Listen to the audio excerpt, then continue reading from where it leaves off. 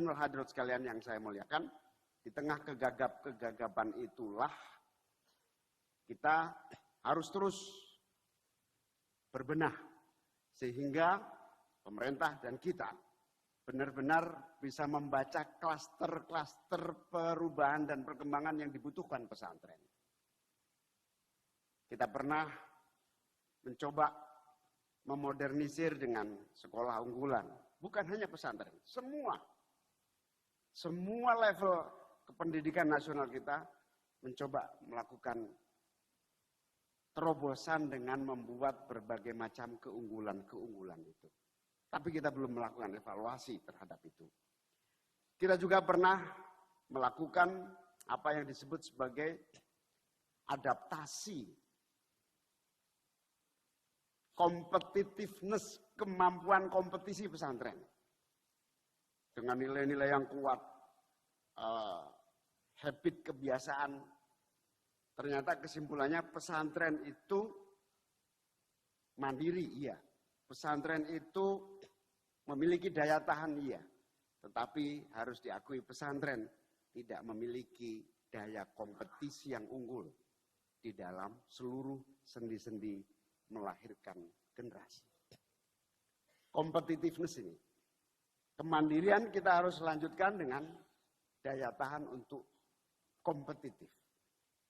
Jadi yang disebut kemandirian itu kita miliki, tetapi di sisi yang lain memiliki kerentanan yang dahsyat. Sehingga kadal fakru ayyakuna kufron pada konteks kemandirian dan daya tahan itu belum sepenuhnya kita definisikan secara teknokratis, secara implementasi di dalam peran pemerintah kayak apa, peran kiai dan ulama kayak apa, pesantren kayak apa, dunia industri kayak apa. Insya Allah pasca konferensi internasional ini kita bisa membaca peta pesantren, mana potensi industri yang bisa kita konekkan, mana potensi keilmuan yang bisa kita tumbuhkan, mana potensi keunggulan-keunggulan yang bisa kita sinergikan. Disitulah pentingnya keadaan ini betul-betul kita antisipasi dengan baik.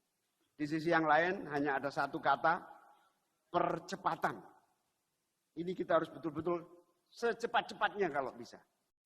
Kalau bahasa Jawa Timur, selak perang.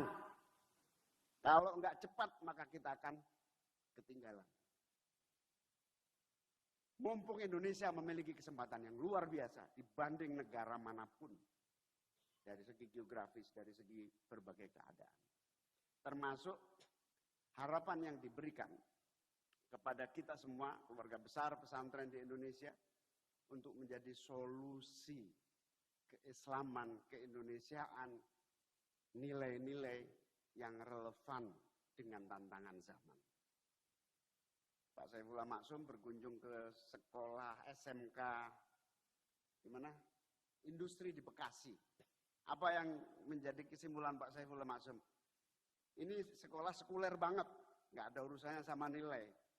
Begitu sampai sana yang terjadi, ini sekolah lebih islami dari sekolah-sekolah manapun. Padahal ini sekuler, full sekuler. Ini sekolah lebih NU dari NU. Karena pro lingkungan, NU sudah agak lupa dengan lingkungan.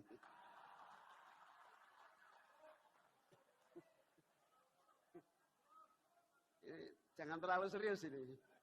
Bahaya ini. Ini disiplinnya anadzafatu minal iman, bukan hanya tulisan, tapi praktek. Belum lagi daya kompetisi dan lain-lain. Nah, itulah keadaan-keadaan yang harus kita antisipasi. Dan PKB insya Allah siap memfasilitasi semua level untuk menjadi kemajuan dan kemajuan. Pemerintah dan pesantren, industri dan pesantren, pesantren, industri dan pemerintah, nasional maupun global. Pak Hanif Dakhiri, Bu Ida Fauzia telah mencoba dengan membuat balai latihan kerja komunitas di pesantren. Setelah kita lihat kok sebagian sudah menjadi kotaan. Nggak usah diterjemahkan godaan itu apa, nanti bahaya dengar orang lain. Dengar-dengar beberapa info sudah mau jadi dapur MBG.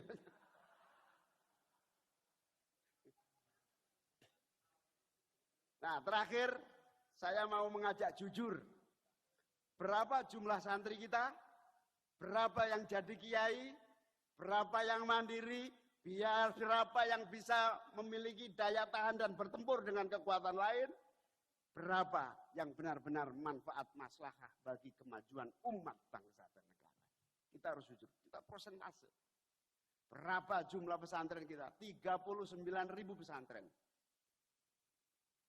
Berapa pesantren kita yang, ini kadang-kadang, karena Menteri Agama bukan di bawah koordinasi saya, tapi karena sama-sama NU-nya ya sudah kita. Dari 39.000 pesantren, berapa yang sudah? 39.000 pesantren ditambah pesantren-pesantren palsu.